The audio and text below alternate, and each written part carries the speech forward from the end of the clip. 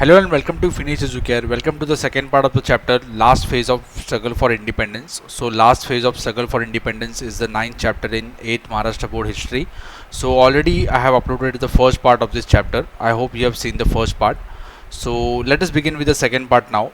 So, you must be knowing that in 1942 there was a Quit India movement. अभी हिंदी में quit India movement को बोलते हैं भारत छोड़ो आंदोलन. सो हमारे लोगों ने इकट्ठा आके ब्रिटिशर्स को बोला कि भारत छोड़ दो, भारत में से निकल जाओ आप. तो भारत छोड़ो आंदोलन और क्विट इंडिया मूवमेंट. ठीक है. सो इन 1942 movement took up the form of nation wide agitation. Nation wide मतलब क्या, पूरे देश में. इसके पहले भी हमने नॉन कोऑपरेशन मूवमेंट देखा था, उसके बाद सिविल डिसोबीडियंस मूवमेंट देखा था. ये मास मूवमेंट थे. मास मूवमेंट मतलब क्या, बहुत सारे लोग इकट्ठा आते हैं और पूरे देश में आंदोलन होता है. वैसे ही 1942 में नेशन वाइड एजिटेशन हुआ. एजिटेशन मतलब क्या कि हड़ताल हुआ या फिर मोर्चा निकला. लोगों ने गुस्से से ब्रिटिशर्स को बोला कि आप यहाँ से निकल जाओ. अलग अलग तरीके से आंदोलन किया. एजिटेशन मतलब क्या, आंदोलन. ये एक लास्ट घाव था ब्रिटिशर्स के ऊपर, एक लास्ट वॉर था कि जिसके बाद ब्रिटिशर्स को यहाँ से छोड़ के यहाँ से निकल जाना पड़ा. आपको पता है कि 1947 को हमें इंडिपेंडेंस मिला, तो 1942 से 1946 में ये जो 3 साल है, 1942 से 1946, ये जो 3-4 साल है, इसमें बहुत ज़्यादा एजिटेशन हुआ और अल्टीमेटली ब्रिटिशर्स को यहाँ से जाना पड़ा. So let us begin. To fulfill the objectives of gaining independence, lack of independence made unlimited sacrifice. So हमारा एक एम था कि हमें इंडिपेंडेंस चाहिए. वो इंडिपेंडेंस के लिए बहुत सारे लोगों ने, लाखों लोगों ने सेक्रीफाइस किया. बहुत सारे लोगों ने अपनी जान दे दी. तो number of people participating in the struggle was so huge. इतने सारे लोग पार्टिसिपेट कर रहे थे कि जब भी ब्रिटिशर्स ने उनको पकड़ा, उनको अरेस्ट किया, तो जेल कम पड़ गए, जेल में जगह कम पड़ गई. So struggle was so huge that all the prisons in the world, whole of the country were not enough to contain them. So prison में या जेल में इतनी जगह नहीं थी कि इतने सारे लोगों को भर सके. इतने लोग उसमें शामिल हो गए थे. The patriotic songs compose by Sane Guruji, राष्ट्र संत तुकडोजी महाराज. ये राष्ट्र संत तुकडोजी महाराज उनका फ़ोटो है. तो इन लोगों ने सॉन्ग्स बनाए थे. जो लोग सॉन्ग्स गाते थे, गाना गाते थे और जेल में चले जाते थे, खुशी खुशी जेल में चले जाते थे. ठीक है. उसके वजह से एंथुसियाज्म हुआ और एजिटेशंस एकदम गुस्सा होके ब्रिटिशर्स के अगेंस्ट फाइट कर रहे थे. This nation wide movement is also called as August क्रांति. क्रांति मतलब क्या, एक सब लोग जब इकट्ठा होके किसी विषय के ऊपर, मतलब किसी टॉपिक के ऊपर फाइट करते हैं. ठीक है. क्रांति मतलब क्या, एक चेंज लाने का कोशिश करते हैं. चेंज क्या था, हमें आज़ादी चाहिए थी, फ्रीडम चाहिए था. तो ये अगस्त में हुआ, इसलिए इसे बोलते हैं अगस्त क्रांति. ठीक है. आज़ाद हिंद आर्मी. अभी ये जो हमने देखा था, इसमें कांग्रेस जो था, इंडियन नेशनल कांग्रेस था, इसमें लोग क्या करते थे, पीसफुली प्रोटेस्ट कर रहे थे. मतलब उनके हाथ में कोई वेपन नहीं था, पीसफुली प्रोटेस्ट कर रहे थे, जिसमें लाखों लोग इकट्ठा आए थे.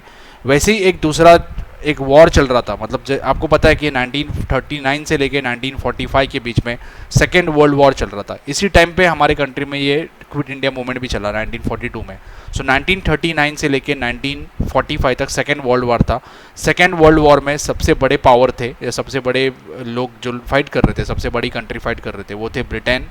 ठीक है. ब्रिटेन, उसके बाद फ्रांस, और उसके बाद अमेरिका भी सपोर्ट कर रहा था फ्रांस और ब्रिटेन को. ये 2 बड़े कंट्री थे, फ्रांस और ब्रिटेन. उनके अगेंस्ट थे. ठीक है. ब्रिटेन, फ्रांस और रशिया. ब्रिटेन, फ्रांस और रशिया एक ग्रुप में थे. दूसरे ग्रुप में थे जर्मनी, उसके बाद था जापान. ठीक है. जर्मनी, जापान, ये दूसरे ग्रुप में था. और उसके साथ था इटली. मतलब 3 कंट्री एक ग्रुप में थे, जो थे ब्रिटेन, फ्रांस और रशिया. दूसरे ग्रुप में थे जर्मनी, इटली और जापान. ठीक है. ये 3 अलग ग्रुप में थे. तीनों के बीच में, 3 कंट्री के बीच में वॉर चल रहा था, जिसमें वर्ल्ड वॉर मतलब बहुत सारे कंट्री और भी इन्वॉल्व हो गए थे. इंडिया कैसे इन्वॉल्व हुआ, इंडिया में ब्रिटिशर्स का रूल था. इंडिया के लोग इंडियन आर्मी में काम करते थे, जो भी ब्रिटिश आर्मी था उसमें काम करते थे. तो इंडिया के लोग भी वॉर में फाइट करने गए थे, जो ब्रिटिश लोगों के लिए फाइट करने गए थे. ठीक है. सो हमारा भी उसमें कॉन्ट्रीब्यूशन था, हमारे लोग भी उसमें फाइट कर रहे थे. सो इंडियन नेशनल आर्मी क्या था, इंडियन नेशनल आर्मी का हम देखते हैं आगे क्या था. ये इंडियन सोल्जर्स ही थे. जैसे एक एग्जांपल देता हूँ मैं आपको. सपोज ब्रिटेन और जर्मनी के बीच में वॉर चल रहा है. ठीक है. मतलब इंडिया के लोग ब्रिटेन की तरफ से फाइट कर रहे हैं, तो ब्रिटिश लोग फाइट कर रहे थे, इंडियन लोग फाइट कर रहे थे ब्रिटेन की तौर से. सो जर्मनी और ब्रिटेन के बीच में वॉर हुआ. और एक वॉर में, एक छोटे से वॉर में जर्मनी ने अगर ब्रिटेन को हरा दिया, सो हराने के टाइम क्या करता है, वो कुछ सोल्जर्स को पकड़ लेता है, कुछ सोल्जर्स को बंदी बना देता है। ऐसे जो सोल्जर्स हैं जिन्हें वॉर के टाइम पकड़ा जाता है, मतलब उनको कैप्चर करते हैं, पकड़ लेते हैं, उनको बोलते हैं प्रिजनर्स ऑफ वॉर। मतलब वॉर के टाइम उन्हें पकड़ के, वो हार गए इसलिए उन्हें पकड़ा और उन्हें जेल में डाल दिया, वो होते हैं प्रिजनर्स ऑफ वॉर। ठीक है, इसके बारे में आगे बात करेंगे। तो Netaji Subhash Chandra Bose took phenomenal efforts for gaining independence. Netaji Subhash Chandra Bose एक बहुत बहुत इंपॉर्टेंट लीडर थे। ठीक है, उनके बारे में हम अभी बात करेंगे। सो नेताजी सुभाष चंद्र बोस, इन्होंने बहुत ज़्यादा एफर्ट लिया हमारे फ्रीडम मूवमेंट, हमारा फ्रीडम, इंडिया को फ्रीडम मिलने के लिए। On the eastern borders of India thousand of Indians stood in the readiness to fight against Britishers. अभी ईस्टर्न बॉर्डर मतलब क्या, जो इंडिया का ईस्टर्न पार्ट है, बंगाल, उसके बाद नॉर्थ ईस्ट का पार्ट है जो म्यांमार है, उसके बाद म्यांमार नहीं, म्यांमार तो इंडिया का पार्ट नहीं है। सो जो ईस्टर्न पार्ट है, म्यांमार के साइड में जो भी अपने स्टेट्स हैं, त्रिपुरा, मिजोरम, मणिपुर, ठीक है, ये सब जो स्टेट्स है, आसाम है, ठीक है। सो बांग्लादेश भी तभी इंडिया का पार्ट था, तो बांग्लादेश के भी कुछ एरियाज़ है। On the eastern borders of India thousands of Indians stood in readiness to fight against British. तो इंडिया के जो सोल्जर्स है, जैसे मैंने आपको बोला, प्रिजनर्स ऑफ वॉर, ये जो लोग थे, इनको सुभाष चंद्र बोस ने इकट्ठा किया। मतलब जो लोग ब्रिटिशर्स के साथ फाइट कर रहे थे, इंडियंस थे, उनको जर्मनी ने या फिर इटली ने, जापान ने पकड़ लिया था, वॉर हारने के बाद पकड़ लिया था। छोटे छोटे वॉर होते हैं, उसमें पकड़ लिया था। तो सुभाष चंद्र बोस उनके पास गए, उन लोगों को मना लिया कि हम क्या करेंगे, अभी इकट्ठा आएंगे और हमारे कंट्री के लिए फाइट करेंगे, ब्रिटिशर्स के अगेंस्ट फाइट करेंगे। ठीक है, मतलब जो लोग ब्रिटिशर्स के साथ फाइट कर रहे थे, जिनको जर्मनी ने और जर्मनी ने, इटली ने और जापान ने पकड़ लिया था, उनको अभी सुभाष चंद्र बोस ने अपनी ओर कर लिया और एक आर्मी बनाया जिसे बोलते हैं इंडियन नेशनल आर्मी, और उसको तभी बोलते थे आज़ाद हिंद सेना। हिंद मतलब क्या, इंडिया, और हिंदुस्तान, सो आज़ाद हिंद सेना। ठीक है, सो उस सेना में कौन थे, प्रिजनर्स ऑफ वॉर थे, इसके बारे में हम आगे देखेंगे। सो ये जो सोल्जर्स थे, इनके लीडर थे Netaji Subhash Chandra Bose. Subhash Chandra Bose was an important leader of Indian National Congress. ये सुभाष चंद्र बोस पहले कांग्रेस में ही थे, ठीक है, लेकिन उनका गांधी जी और बाकी जो लीडर्स थे उनके साथ कुछ झगड़ा हो गया, उनके साथ अनबन हो गई और सुभाष चंद्र बोस उसमें से बाहर निकल गए। अभी क्यों अनबन हुई देखते। He graced the position of Indian National Congress. तो आपको पता है कि इंडियन नेशनल कांग्रेस का प्रेसिडेंट होता था हर साल, कहीं ना कहीं उनका सेशन होता था, ये हमने देखा था पहले। तो ऐसे 2 सेशन में ये सुभाष चंद्र बोस कांग्रेस के प्रेसिडेंट थे। अभी उनका ओपिनियन क्या था देखो, सुभाष चंद्र बोस का मानना था कि ब्रिटेन अभी वॉर में उलझा हुआ है, तो ये बेस्ट टाइम है, अभी हमें इकट्ठा आके ब्रिटिशर्स के अगेंस्ट फाइट करना चाहिए और हमें आज़ादी लेनी चाहिए। लेकिन गांधी जी और बाकी जो लीडर्स थे कांग्रेस के, उनका मानना था कि नहीं, ब्रिटेन खुद ही प्रॉब्लम में है, तो ऐसे टाइम में उनसे आज़ादी का डिमांड करना गलत होगा। ठीक है, लेकिन सुभाष चंद्र बोस जानते थे कि नहीं, यही करेक्ट टाइम है। So Subhash Chandra Bose he graced the position of president of Congress twice. As per his opinion, while England was engaged in Second World War, the Indians should take advantage of it and make a movement more intense. मतलब उनका मानना था कि ये advantage लेना चाहिए और ज़्यादा से ज़्यादा फाइट करना चाहिए। If necessary, India should seek help from enemies of England. मतलब देखो, दुश्मन का दुश्मन हमारा दोस्त होता है। तो उनका मानना था कि जो आप ब्रिटेन के दुश्मन है, इंग्लैंड के दुश्मन है, उनसे हमें मदद लेना चाहिए। But this arrows difference among the between him and senior leaders of Congress. तो कांग्रेस के बाकी लीडर्स थे और सुभाष चंद्र बोस थे, उनके बीच में डिफरेंसेस हो गए। ठीक है, तो उसके वजह से सुभाष चंद्र बोस ने रिजिग्नेशन दे दिया और उन्होंने एक नया पार्टी बनाया जिसका नाम है फॉरवर्ड ब्लॉक। ठीक है, सुभाष चंद्र बोस बहुत इंपॉर्टेंट लीडर थे, बहुत फेमस लीडर थे इंडिया के। सो जब भी वो स्पीचेस देते थे, ठीक है, so through his speeches Netaji appealed the Indians to revolt against the British rule. Due to it government imprisoned him. जब भी वो स्पीचेस देते थे, स्पीचेस में लोगों को बोलते थे कि आप इकट्ठा हो, ब्रिटिशर्स के अगेंस्ट फाइट करो, इसलिए उनको जेल में डाल दिया। जेल में डालने के बाद उनकी तबीयत ख़राब हो गई। तबीयत ख़राब होने के बाद उनको ब्रिटिशर्स ने उनके घर में बंदी बना दिया, जिसको बोलते हैं हाउस अरेस्ट। मतलब उनके घर में वो बंद रहेंगे, घर से बाहर नहीं निकलेंगे। लेकिन वो वहाँ से भाग गए, वहाँ से निकल गए, भाग गए नहीं बोल सकते, वहाँ से फ्री हो गए। जैसे छत्रपति शिवाजी महाराज आगरा से, जो औरंगजेब के कैद में थे, वहाँ से निकल आए, वैसे ही सुभाष चंद्र बोस, उनका इंस्पिरेशन भी छत्रपति शिवाजी महाराज थे, वैसे ही सुभाष चंद्र बोस अपने घर से निकल गए और वो पहुँचे जर्मनी में। अभी हम देखते हैं वो जर्मनी कैसे पहुँचे, इसके बाद हम आगे का देखेंगे। हम वर्ल्ड मैप देखते हैं पहला। अगर आप वर्ल्ड मैप देखोगे तो आपको एक अंदाज़ा आएगा कि कितना डिफ़िकल्ट था उनका जो लाइफ था, वो कितना डिफ़िकल्ट था। ये वर्ल्ड मैप है, ठीक है, आप देखो, यहाँ इंडिया है, यहाँ रशिया है, यहाँ ब्रिटेन है, यूनाइटेड किंगडम मतलब ब्रिटेन है, उसके बाद फ्रांस है, जर्मनी है, ये सब कंट्रीज़ यहाँ है, फ्रांस है, जर्मनी है। तो यहाँ वॉर ज़्यादा इंटेंस चल रहा था, रशिया में भी वॉर चल रहा था, और यहाँ है जापान। ठीक है, इंडिया से सुभाष चंद्र बोस यहाँ बांग्लादेश के पास बंगाल आएगा, तो बंगाल में उनको अरेस्ट किया था। सुभाष चंद्र बोस बंगाल से वाया ट्रेन पहुँचे पाकिस्तान।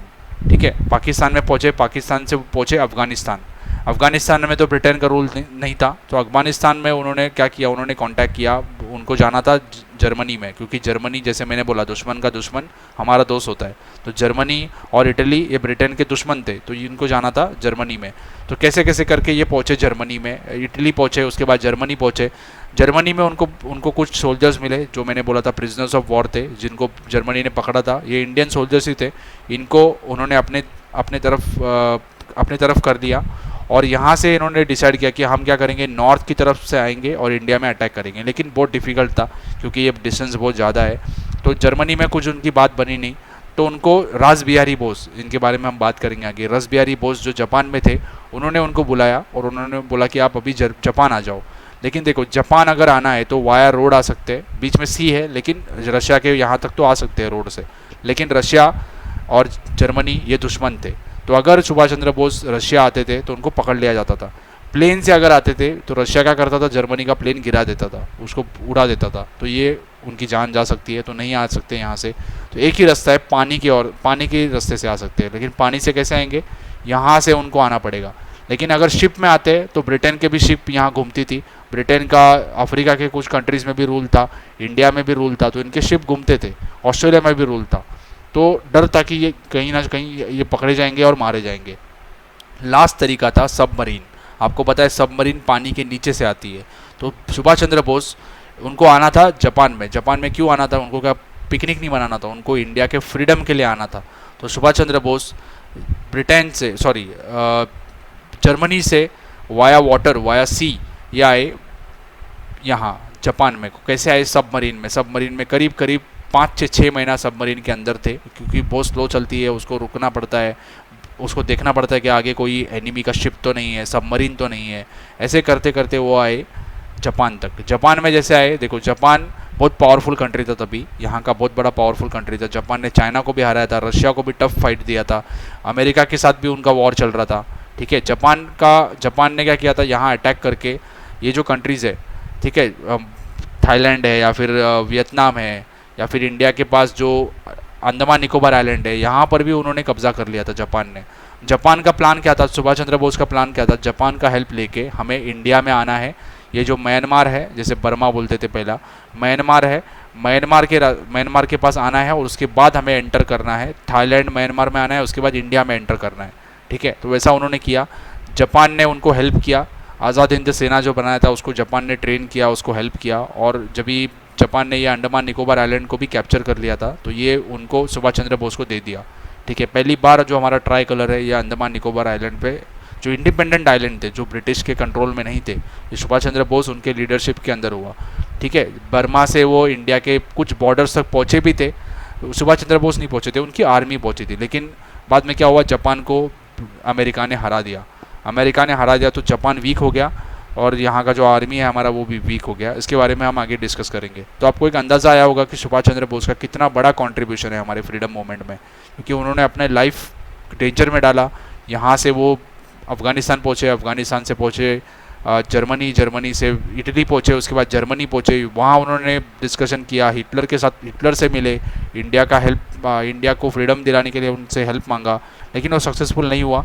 तो अल्टीमेटली उनको जापान आना पड़ा। जापान से वो खुद लीडर बन के आर्मी के साथ इंडिया में एंटर करने वाले थे, और उनको यकीन था कि अगर ये इंडिया के बॉर्डर में पहुँचेंगे तो इंडिया के लोग इकट्ठा आएंगे, और इंडिया का जो आर्मी में काम करने वाले जो इंडियन लोग थे, ब्रिटिश आर्मी में जो काम करने वाले इंडियन लोग थे, वो भी उनसे मिलेंगे और अल्टीमेटली इंडिया को फ्रीडम मिल जाएगा। ऐसा उनका ड्रीम था, ऐसा उनका एम था, लेकिन वो सक्सेसफुल नहीं हो पाया। ठीक है, ये आपको एक समझ में आया होगा कि वर्ल्ड का सिचुएशन कैसे था वो टाइम पे, और सुभाष चंद्र बोस ने कैसे ट्रैवल किया, कैसे उन्होंने इंडिया के फ्रीडम के लिए क्या क्या कदम उठाया। ठीक है, तो ये मैंने एक्सप्लेन किया आपको सब, सुभाष चंद्र बोस कैसे एस्केप हुए थे, कहाँ चले गए थे। तो बर्लिन में वो जब भी थे, बर्लिन आता है जर्मनी में, जर्मनी का कैपिटल है बर्लिन। तो बर्लिन के रेडियो से वो इंडियंस को अपील करते थे, इंडियन से बात करते थे, और वहाँ से अपील करते थे कि हमें फ्रीडम के लिए फाइट करना है, हमें इकट्ठा आना है, एक साथ मिल के फ्रीडम स्ट्रगल के लिए फाइट करना है, ठीक है, फ्रीडम के लिए फाइट करना है। So during this period Ras Behari Bose invited Subhash Chandra Bose to Japan, इसके बारे में मैंने आपको बताया। Formation of Indian national army, so Indian national Army का स्टार्ट किया था रस बिहारी बोस ने, लेकिन उसके बाद सुभाष चंद्र बोस उनके लीडर बन गए। Rash Behari Bose was staying in Japan since 1915।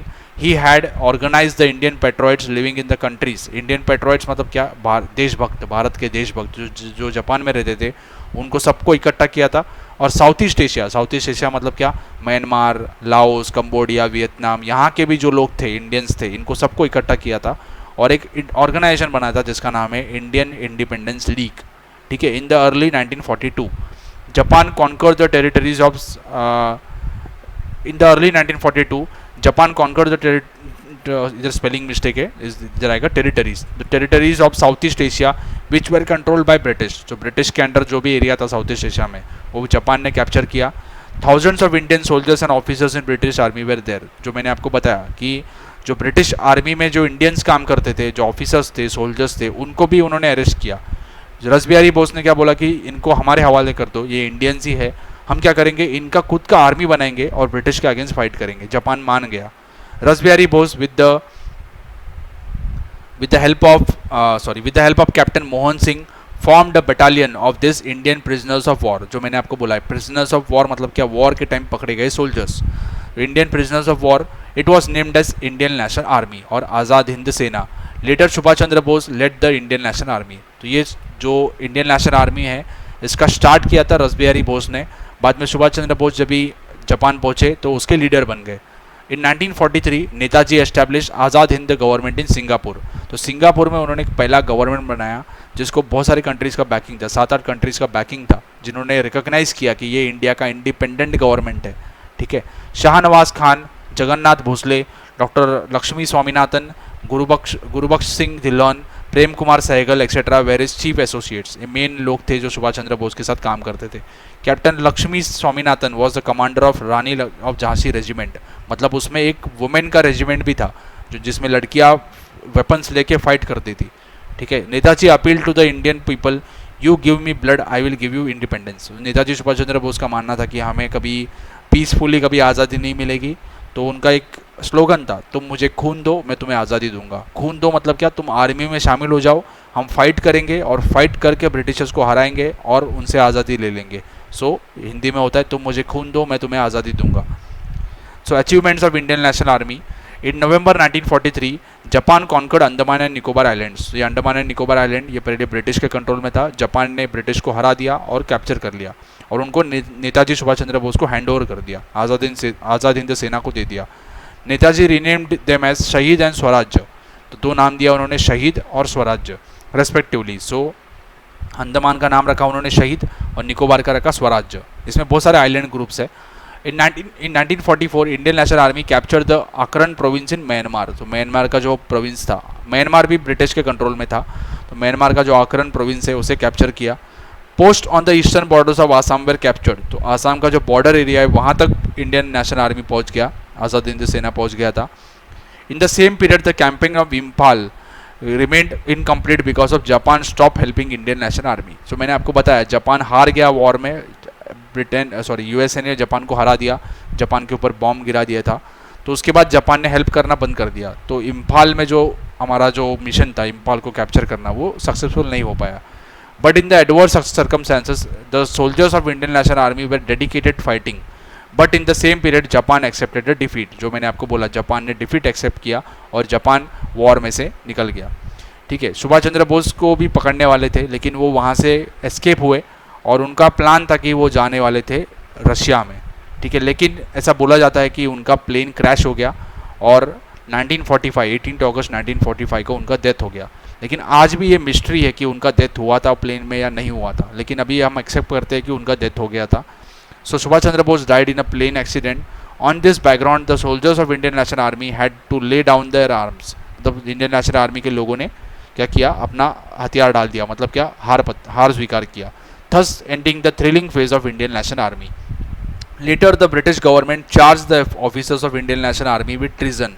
Treason मतलब क्या, देशद्रोह। तो इंडिया के जो ब्रिटिश गवर्नमेंट था उसने इंडियन नेशनल आर्मी के जो ऑफिसर्स थे, जिनके बारे में हमने देखा, लक्ष्मी स्वामीनाथन, शाहनवाज खान, इन सबको पकड़ लिया और उनको जेल में डाल दिया और देशद्रोह का आरोप लगा दिया। तो पंडित जवाहरलाल नेहरू, भुल्लूभाई देसाई, तेज बहादुर सप्रे, ये बड़े बड़े एडवोकेट थे, इन लोगों ने उनको डिफेंड किया। बट द मिलिट्री ट्रिब्यूनल मतलब क्या, मिलिट्री का कोर्ट, उसका अलग कोर्ट होता है, उन लोगों को गिल्टी किया और उनको लाइफ इम्प्रिजमेंट मतलब क्या, उनको उम्र कैद की सज़ा दे दी कि ज़िंदगी भर वो जेल में रहेंगे। Therefore, there was severe unrest among the British government in the minds of Indian people. So इनको सज़ा देने के बाद हमारे लोग बहुत ज़्यादा गुस्सा थे, लोगों ने बहुत फोर्सफुली ब्रिटिशर्स के अगेंस्ट फाइट किया। उसके वजह से ब्रिटिश गवर्नमेंट को उनका जो सज़ा है वो पनिश करना पड़ा, वो सस्पेंड करना पड़ा, सज़ा माफ़ कर दिया उनका। ठीक है, अभी देखो ये ब्रिटिश गवर्नमेंट था, उसके अगेंस्ट हमारे लोग भी फाइट कर रहे थे, उसके बाद आज़ाद हिंद सेना ने भी फाइट किया, लेकिन ब्रिटिशर्स का मेन पावर था उनकी पुलिस फोर्स और उनकी आर्मी, जिसमें इंडियंस भी काम करते थे।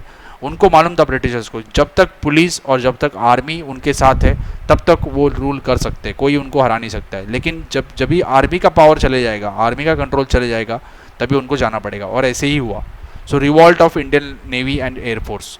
सो Indian navy and air force soldiers with the inspiration from Indian national army, जैसे सुभाष चंद्र बोस ने बोला था कि जैसे वो इंडिया में आएंगे तो इंडिया के जो सोल्जर्स है वो भी उनको शामिल हो जाएंगे, और वैसे ही हुआ। सुभाष चंद्र बोस का जो आर्मी था, इंडियन नेशनल आर्मी था या फिर आज़ाद हिंद सेना था, वो तो सक्सेसफुल नहीं हो पाया, लेकिन उनसे इंस्पिरेशन लेके जो हमारे लोग थे जो आर्मी में काम करते थे, उन लोगों ने अपना काम बंद कर दिया। So cause discontent against the British government, उनको गुस्सा हुआ। It burst out in the British warship, British का एक वॉरशिप था जिसका नाम था तलवार, मुंबई में था वो। 18 फरवरी 1946 सोल्जर्स अनफ्लोर्ड ट्राई कलर, तो ब्रिटिश के शिप के ऊपर हमारे जो सोल्जर्स थे उन्होंने ट्राई कलर मतलब क्या, हमारा तिरंगा झंडा फैलाया। उसके बाद जो ब्रिटिश गवर्नमेंट थे उसके अगेंस्ट स्लोगन्स दिया। The British government send army to open fire on naval soldiers, Britishers ने क्या किया, आर्मी को भेजा उनके ऊपर फायर करने के लिए। सो हमारे जो सोल्जर्स थे जो ब्रिटिश के लिए पहले काम करते थे, उन्होंने अभी उनके अगेंस्ट फाइट चालू कर दिया, दोनों तरफ से फायरिंग हुआ।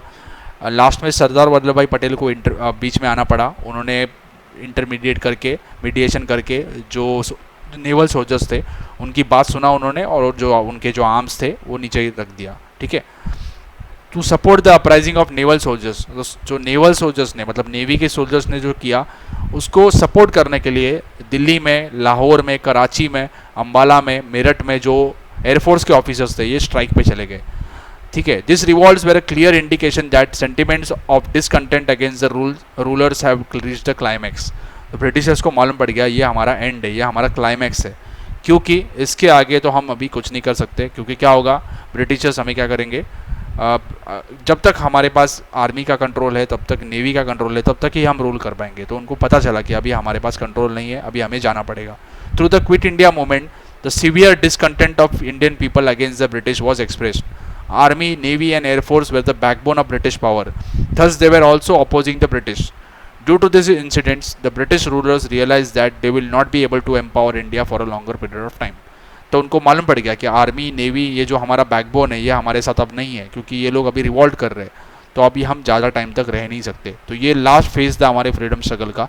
इसके बाद 1947 में हमें आज़ादी मिली। तो ये जो पीरियड है 1942 से लेकर 1946 तक, it is very very important period of our freedom movement, जिसमें आज़ाद हिंद सेना, उसके बाद नेवी ने अब जो रिवॉल्ट किया था, एयरफोर्स ने रिवॉल्ट किया था, और उसके साथ जो कांग्रेस का भी उसमें कंट्रीब्यूशन था, जिसमें गांधी जी थे, बाकी भी जो लीडर्स थे, पंडित जवाहरलाल नेहरू थे, इनका भी कंट्रीब्यूशन है। सब लोगों ने मिल के ब्रिटिशर्स को प्रेशराइज किया और अल्टीमेटली उनको हमें आज़ादी देनी पड़ी। I hope you have understood this second part also. If you have understood, share this video with your friends and subscribe for more videos. Thank you for watching.